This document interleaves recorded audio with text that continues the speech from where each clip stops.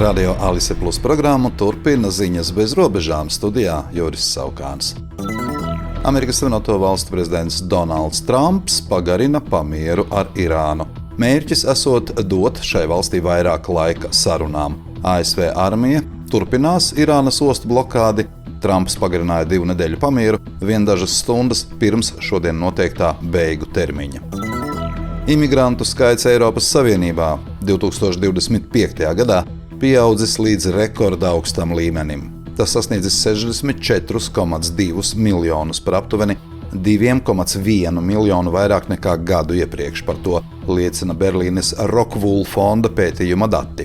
2010. gadā imigrantu skaits bija 40 miljoni.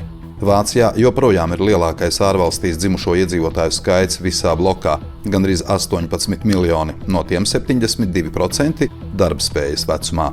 Savukārt Spānijā pēdējā laikā vērojams visstraujākais pieaugums par aptuveni 700 000 cilvēku. Ārvalstīs dzimušo iedzīvotāju skaits Spānijā sasniedz 9,5 miljonus.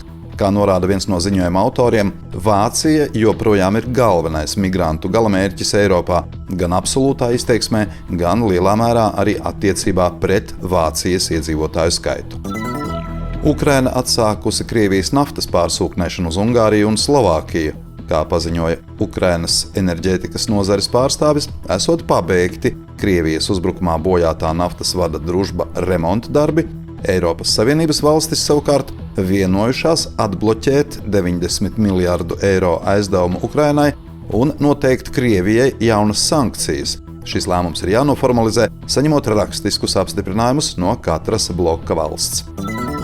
Pēc Eiropas prokuratūras izmeklētās iespējamās krāpšanās iepirkumos Daugavpils Universitātē Rīgas pilsētas tiesa nolēmusi konfiscēt luksusa automašīnu un nekustamo īpašumu Rīgas centrā, kā arī 230 000 eiro banku kontos.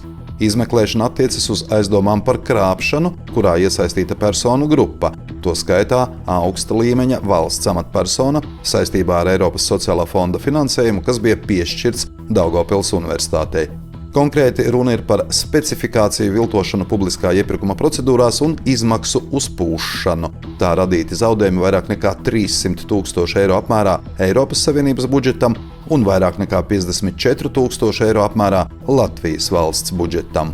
Tiesa piekrita Eiropas prokuratūras un ekonomisko noziegumu apkarošanas pārvaldei, ka galvenā aizdomās turētā paskaidrojumi par aktīvu iegādēji izmantoto līdzekļu likumību nav ticami. 2023. gadā veikto procesuālo darbību rezultātā Daugavpils Universitātes rektora vietnieks attīstības jautājumos Jānis Kudiņš tika atbrīvots no Daugavpils Universitātes padomes locekļa amata.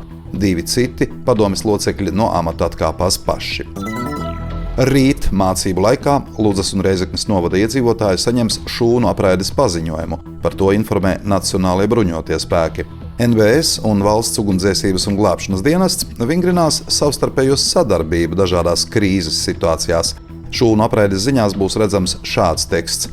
Nacionālie bruņotie spēki un Valsts ugunsdzēsības un glābšanas dienests informē, ka šis šūnu apraides paziņojums nosūtīts mācību ietvaros. Tālāka rīcība, saņemot šo paziņojumu, nav nepieciešama. Pateicamies iedzīvotājiem par atbalstu Latvijas aizsardzības stiprināšanā.